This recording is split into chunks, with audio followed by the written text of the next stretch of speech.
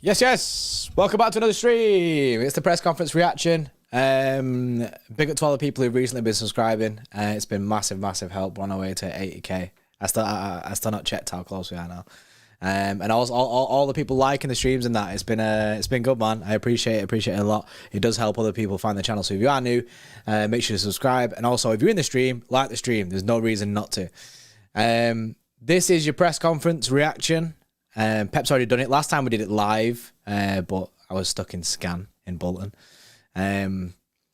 All them people stuck in front of me. Long queues, man. Long queues. First things first. I keep saying that a lot nowadays. First things first. First thing, before we get into the press conference, obviously Paquetta has been popping off. People are losing their mind. What are your thoughts on Paquetta deal being off, bro? It's wild, isn't it? It's wild. Transfer. That's just the transfer industry. It's wild. Like you think you're getting a player, then it doesn't happen. But I'm not prepared to go crazy. I'm not prepared to get angry because we don't actually know the reason why. We don't know. I've seen some people suggesting that we were priced out. I've seen some people suggesting that they wanted X amount of money plus Cole Palmer. I don't know. Maybe I've missed it, but I don't know an obvious reason why the deal has collapsed or is collapsing. So it's a confidential thing. So. What knows what that is? I've never heard that before. I don't know. I've never heard that before. I don't know what could be confidential, but maybe I don't know. Like I watched I caught the end of your stream earlier on, and what you were saying I thought was very possible that maybe City said for the money that West Ham are looking for, City feel they could go and spend it on an even better player. I mean, there's players like Valverde out there. There's players like Dani Olmo out there, that City may feel they could actually pull off a deal for. So. I'm not prepared to get angry because you don't know what the outcome is. We could actually end up in a better situation than what we would have been if we got Paquetta. Cheeky might have a plan on it. Cheeky might have a plan of who he wants to go to. You'd think to pull out of a deal like this, they must have an idea of how they want to run this. ALX with a 10 says Paquetta and Olmo bang average, need Barella or Fede, Valverde. Well, Paquetta, obviously the deal is on basically, 90% not happening now. There's still a slim chance that it goes through, but I'm not holding hopes out for that anymore. And Olmo also isn't leaving this summer. So... And everyone has a price, bro. Everyone has a price. True, everyone does have a price. Everyone has a price. They said the same thing about Guardiola. Yeah, if City go in there with, what is it they say in The Godfather? I have an offer you cannot refuse. An offer you cannot refuse. You go in with the cash that Leipzig said. We just have to take it. But I don't know. It's once again we're back kind of to square one in terms of midfielders that we could sign. Remember we did a stream, or we're doing lots of streams over the last few weeks over. Who could we get from midfield depth? And then Paquetta arose. We were originally looking at Dani Olmo, weren't we? We were looking at Rafinha, but it seems Doku's kind of that guy now. We were looking at... there's a couple of them, and Paquetta seemed to come out of nowhere as the main guy. It was advancing quickly, and now it's dead, or it's collapsing/collapsed. So it is what it is, man. He's got a plan. We'll see what happens. Yeah. On the Paquetta deal, Tommy said that... West Ham moved the goalpost 2 days ago. Unbeknown to me and those sharing info with me, Ari Paquetta, City felt they had common ground and a deal would be completed before today, which is everything that we heard. He said, but Irons wanted the full £85 million and Cole Palmer. And he said City walked at the cost and other options. I think they moved the goalposts when they found out De Bruyne is injured. And they thought they could press City for even more and say we can milk City for even more because we know City are going to be desperate to get someone in to help out with the De Bruyne injury.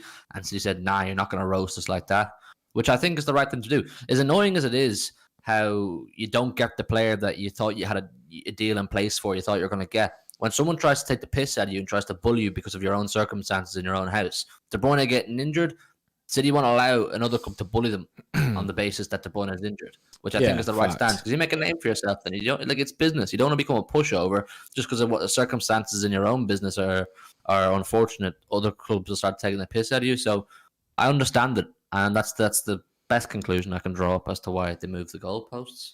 Yeah, that's the way I'd be thinking it as well because of the De Bruyne thing. They've switched up and gone, oh, we can rinse them a bit here. And I do think it is a good chance from City to walk away when the club starts doing that. Now, it depends on how West Ham want to move because they might want that £85 million. Obviously, they've been moving for Kudus. Now, if they still want to get that deal done, I know they did say it was separate deals anyway, but it definitely was a Paquetta replacement. Now, if they still want to get that deal done, it'd be interesting to see if basically someone said it in the stream this morning. If basically City calling West Ham's bluff and just saying, right, then we'll walk away, and then West Ham go, wait, do you know what I mean? Wait, about that. We still want that cash. So we'll have to wait and see, but everything is pointing towards this deal being dead.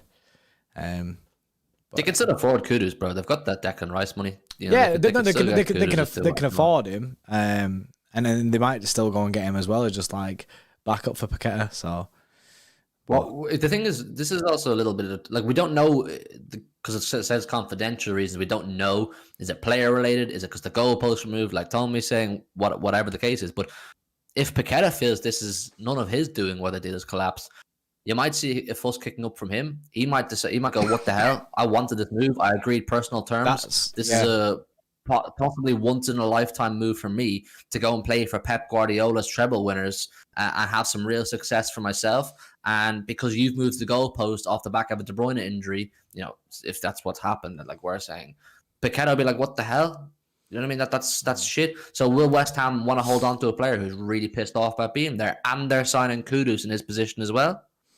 Yeah, like Pranav says there, Paquetta needs to send a transfer request.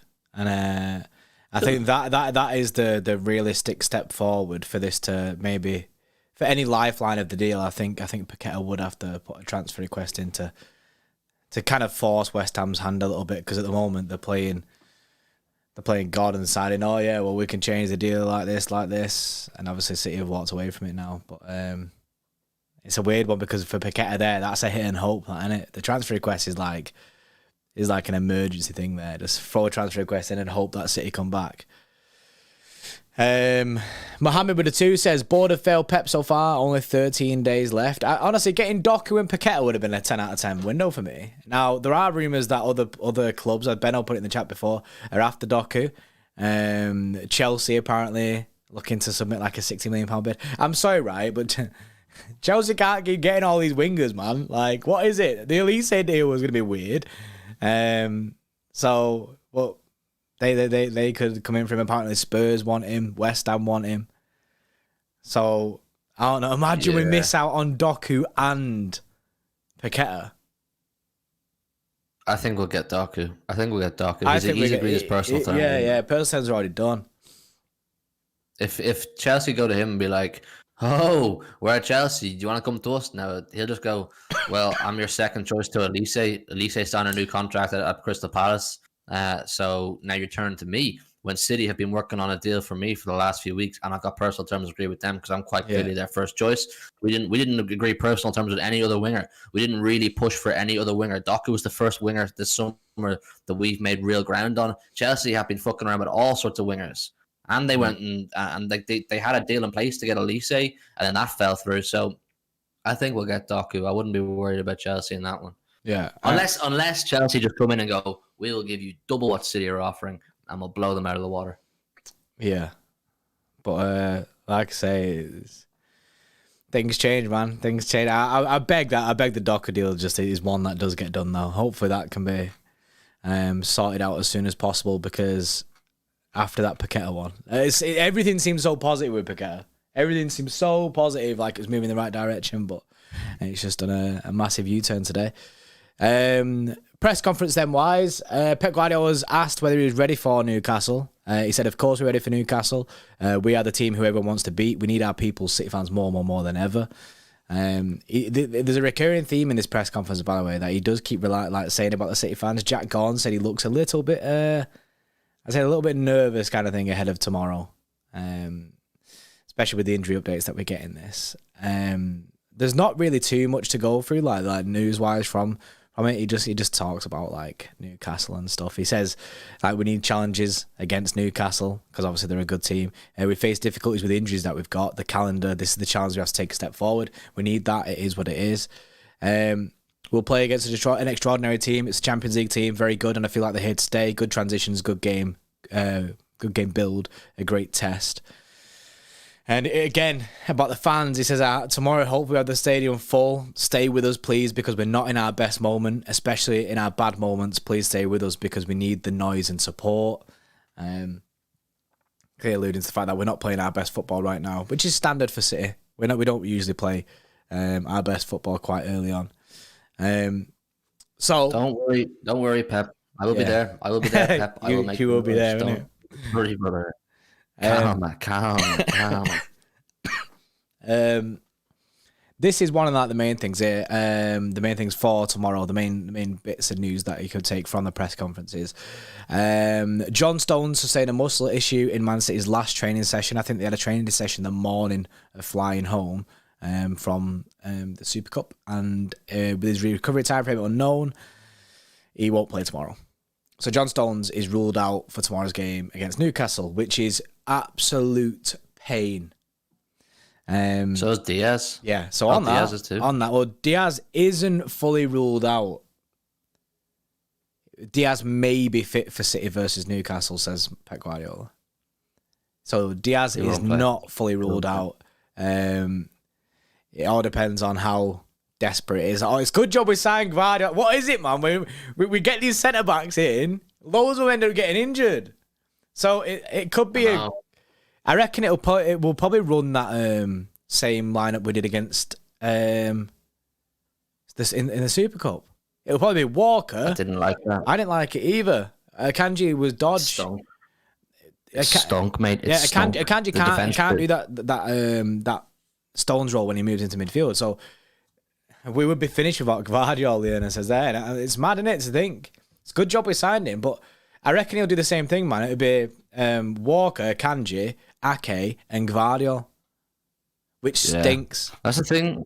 The thing is, John Stones made that role look so easy last year because he's a Rolls Royce of a footballer. Like, you don't appreciate how hard that role is and how good he did it last year, or how well he did last year, until we saw someone else doing it the other night. You know, it's just not an easy role to do, and you only realize how important it is once it's not there. And I can imagine Pep is nervous because he doesn't have his strongest defense. The team isn't looking very creative. We're not making many clear-cut chances.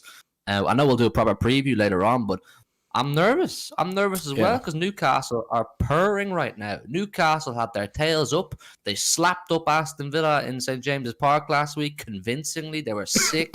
And now they're coming down to our patch, the champions. What a stamp of authority and a statement that would be for Newcastle to come down to us and beat us in our place, the treble winners. Their first home game since winning the treble.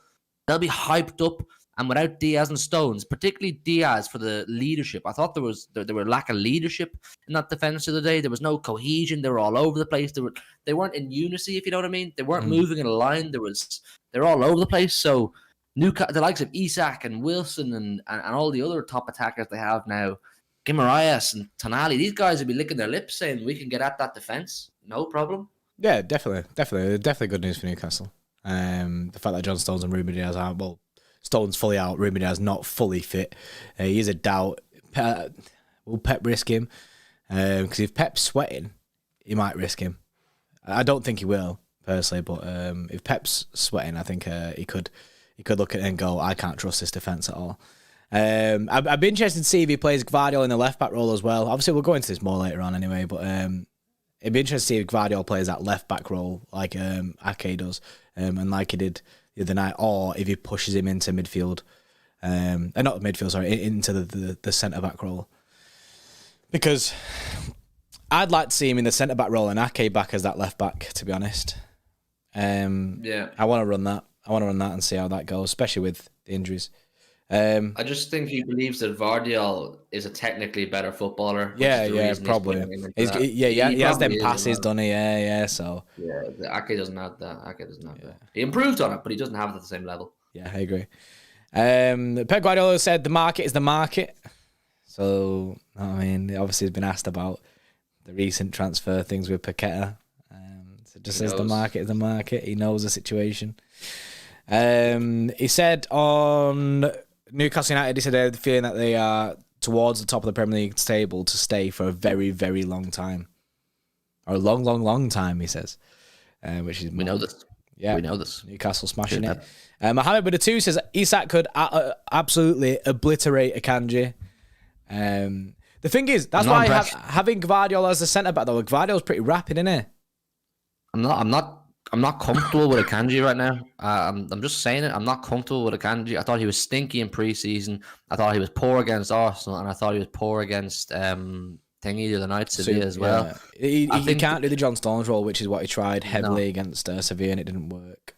he's been stinky since we won the treble, Akanji, and he really needs Diaz there. It's quite clear that Akanji's performance has improved massively as the season went on last year when Diaz started to come back. Akanji, I'm not finished with Akanji. I don't think he's dead food. I just think he really needs a leader beside him. And that defense we saw against Sevilla, I don't know, does Kyle Walker have the same impact as a leader on the defenders that Diaz does?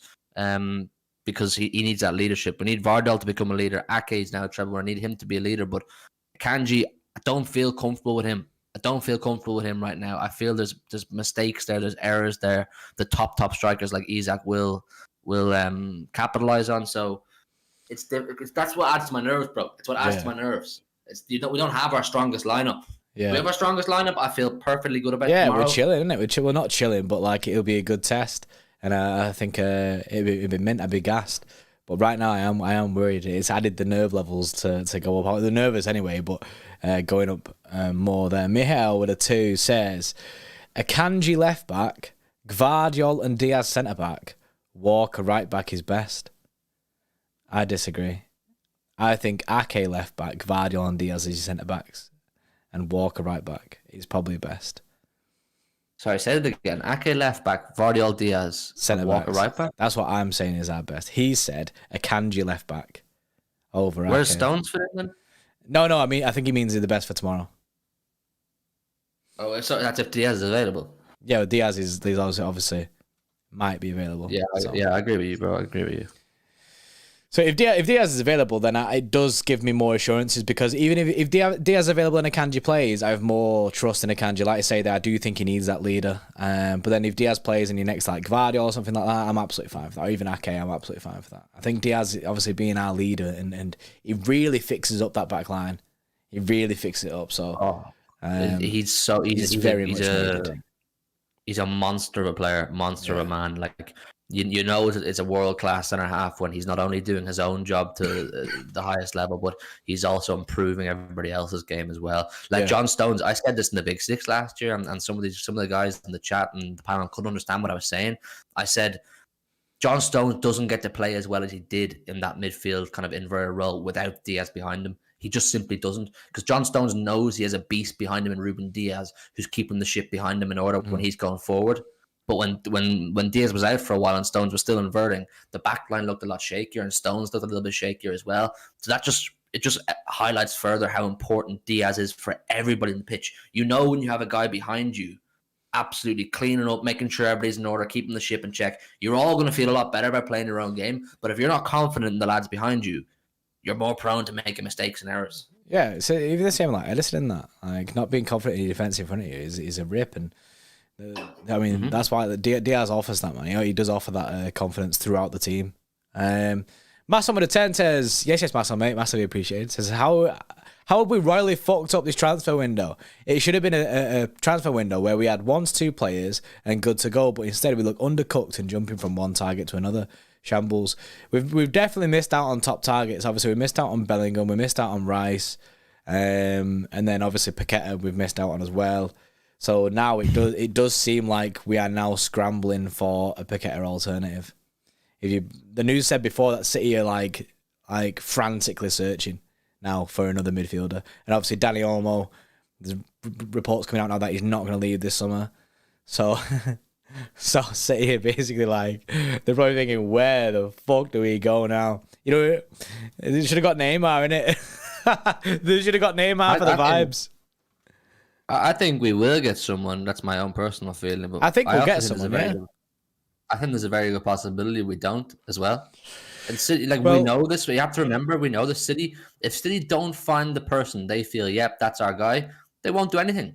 They'd rather bring in nobody than bring in the wrong person. Well, they said, Jack Gorn said last week, I think it was, that if City were to fail in the pursuit of getting Paquetta or another midfielder into the club before the transfer window finishes, Alvarez will play in that midfield role. Oh, I don't know. I mean, Stinks, doesn't this it? is what I'm saying. It stinks. I love Julian Alvarez. I think he's got such a great career out of him. As a striker. As a striker. As a number 9. Stay in the box, brother. I don't need... Like, I've said this. You guys know, chat. All of you who watch us regularly, you know how I feel about Alvarez. He's a lost dog when he's in midfield. He doesn't have the ability to read the game and pick those passes and scan the pitch the way a midfielder would. His natural instinct is get the ball in the back of the net. I want to be in front of goal. So I don't like that. I'd rather pull Foden in or pull Grealish in. I'd rather give Grealish a chance. I'd rather give Grealish a chance, yeah. Before I put Alvarez in there. Even McAtee, because he's a natural midfielder. Yeah. Alvarez he's wired to score. He's wired to be a fox in the box and make those runs. He's not wired to be a creator. So I don't like that, Pep. I don't like that. Lou says, how are we expecting a journo to know what Pep tactics will be? Come on. No, it's not about that. It's what's come from the club to say, like, we will be running Alvarez as a midfielder. Not about tomorrow, not about any of the days going forward. It's the club saying basically, if we don't get a midfielder in, we believe that we will be okay with Alvarez playing that midfield role. That's what he's been told. And Jack Garn is like the most trusted journal that you can go for City News. So it is legit. That City are that's the way that Pep is looking at this. He's looking at this. If we don't get a midfielder, then Alvarez season. I'd like to see maybe Alvarez and Foden would probably just rotate that role until Kev comes back. But I'm still hopeful with signing a midfielder. We should have signed Maddison. I say this all the time, man. We should have signed Maddison. We should have signed Maddison. It was just everything was just aligned. The club wanted him. Pep was happy to have him. But then they just kind of, when it got to something, they were like, oh yeah, Maddison. It was like, well, let's just have a look at all these other players. And Maddison ended up going somewhere else. Bro, did you watch Maddison last week against Brentford for Tottenham? The guy was pulling his string. Did he get 2 assists? He had 2 assists, bro. And you could tell, you just know by looking at him, if you put that guy into a team with a bad boy striker and a couple bad boy wingers, which we have, he would slam. He would have fucking slammed for us. James Maddison. And what did they get him for in the end? Was it 50 million? 50 million, yeah. Worth every penny. He'd have smashed it for us. Bellingham was the miss, not Maddison. Yeah, Bellingham was the miss, 100%. But also, it's very easy now to look back on hindsight and say, obviously, failing this Paquetta deal, we could have gone and got James Maddison. Like, that was an option for us. Mass number 2 says you don't put a square peg in a round hole after a treble. Yeah, I mean, I'm really interested to see the way City are going to go with this, because I thought getting Paquetta and Doku would be a 10 out of 10 window, but I don't know. And then and the futures of Cole Palmer and McAtee, as much as we talk about them stepping in, are still up for debate. Cole Palmer's come out after the Super Cup and said he wants regular game time. Pep Guardiola on Cole Palmer actually has said, it's not necessary to ask me about how good he is, otherwise I would not be at Man City. He did not need to score 2 goals in 2 finals to make me realise how good he is. I don't define a player just for that. So he did speak about Cole Palmer, but like, we just don't get any juice in it. we don't get the information of whether he's staying or not. Hard for us, man, as people who do this every day. We try to make content and talk about things, but the club keep everything close to their chest. Like, hearts, nothing. There's no leaks. There's nothing we can work off and make assumptions off. It's just, we just have to see what happens, innit? Do you know what I mean? It's mad, because I think we can, with this. By the way, that's pretty much it for the press conference, by the way. If you do want to read all the quotes from City's press conference, you can watch it back online, and also you can go to City Xtra Twitter and you can read all the quotes from there.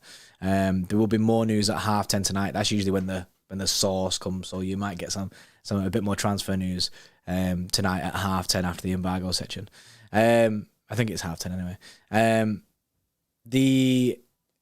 The one thing that we can all agree with, that was Paquetta was too expensive, definitely. But we found ourselves in that position. We found ourselves in the position to. The deal was too expensive, but there was circumstances that contributed to that. De Bruyne injury, we left ourselves in that position.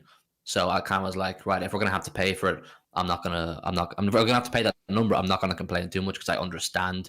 But if you're just looking at the player quality wise and what you're getting, he's not a fucking £95 million player, whatever it was, or 90 million. Yeah. We were just getting obviously rinsed for the price, but I genuinely thought that we got that deal done. But we've just got to kind of... The only thing... We can't do anything as fans. We can't do fuck all. So all we've got to do is just trust that Pep and Cheeky can get it right.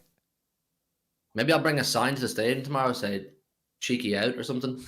Don't do that. Negative, innit? Well, I don't actually... That's not actually how I feel. I just... If you want just some sort of an impact, whether it's positive or negative. Yeah, just something. It's not how I feel. It's not how I feel, by the way. I want to clear that up. Big up, Cheeky. Mitchell says... Fat Zard on a 1-year deal. Who says no? Who? Hazard. Hazard, no. 1-year deal. It's not gonna happen. He's close to retirement, isn't he? He's getting new hair. He's just getting fresh trims on TikTok every day. That guy. Yeah, guys, literally just thinking about retirement because no one wants him. But chat, that's your press conference, man. Not much said. Obviously, the big bombazzo news is the fact that Stones is fully out for tomorrow. Also, Bernardo Silva is still out for tomorrow. So we don't have Bernardo Silva. I forgot I didn't mention that. No Bernardo Silva tomorrow, and no John Stones. Ruben Diaz is a maybe. But maybe. Mohammed with a 2 says if Foden doesn't perform this season, we're fucked. People need to step up. Players need to step up. If a few players don't perform, we're fucked. You know what I mean? Like, we need our best players to play well. We need Haaland to score a few goals. We need Foden to play well. We need Rodri to stay at the level he is. We need Diaz to stay injury-free. The nature of the game, brother. The nature of the game. Yeah. I'm not one of these people that are writing the season off already, by the way. There's loads of people who are already like, oh, no, we're fucked. But although things aren't looking great in transfer-wise and squad depth-wise, I still back us completely. And... I think we'll still have a good season regardless. On one of the Big Six shows recently, they were all kind of like talking about how this is the year to catch City. This is the year to get them while they're vulnerable. You know what I mean? Like they've lost Gundogan, Mahrez, De Bruyne is injured, and they're not signing the players that they really want. And this is the year to get them. And I said, yeah, I fully get all that, but I still believe we'll win it. When you have Pep Guardiola as your manager. You can't doubt the fucker. Do you can't know write us off. No chance. Absolutely no chance. I said on the show last night, I was like, I am nervous for tomorrow's game. I said tomorrow's game was one of the hardest score predictions that I've had to do. I was finding it really hard to pick a score prediction because I don't know. It could be a fucking goal fest. But then I said, even with that said, I still back us to go on and win the league, and I back us to win tomorrow too. Yeah. But all the other guys in the show were like, oh no, top 4 is progress. I said, nah, I'm going to win the league. Bit of chess, man. When you've Pep as your manager, you can show chess to anyone. Massam with a 2, so would you take a draw for tomorrow? Question mark, we ain't winning. Nah, that's negative vibes, man. To be fair, I would take a draw, but I want to win. It's not like win. No, I'm not taking a draw. I'm taking a win. I back us to win the game. We're in the Etihad, bro. We should be beat anybody. I expect to beat everybody that comes to the Etihad. Make it a fortress early doors. I back us. I could say I back us, but at the end of the game, if it came out with a draw, I won't be fuming. I won't be like, fucking hell, we've shit the bed. Like, unless we did actually fuck up like massively, but then I'd be fine with it. Honestly, I'd be fine with it. Even if we lost tomorrow, I wouldn't be at panic stations. I really wouldn't. I wouldn't be. It's too early. It's too early to be at panic stations. Too early. Exactly. Yeah, but we'll have a preview out for you later on tonight. Big up to all the people who super chatted, all the people who've liked the stream, all the people who subscribed in this stream. Paquetta news is popping off today, so hopefully we get some more news on something. Just something. Just something. A little, because the Twitter is in a meltdown, the chat's in a meltdown. But yeah, we'll have a full preview. We'll go for a predicted lineup and stuff later on tonight. But yeah, that's been your press conference reaction. No Stones, no Bernardo, and potentially no Diaz tomorrow. So looking not so good, Brev. But yeah, we're 6 subs off 79.8. 79.8. Oh shit, 6 subs. Don't tell them we're gonna sit here in silence because you know what I mean. No, we ain't. We ain't doing that. I've learned from my mistakes. 6 subs, man. 6 subscribers. Go do it. Big up to you all, and we'll see you later on for the preview. See you in a bit.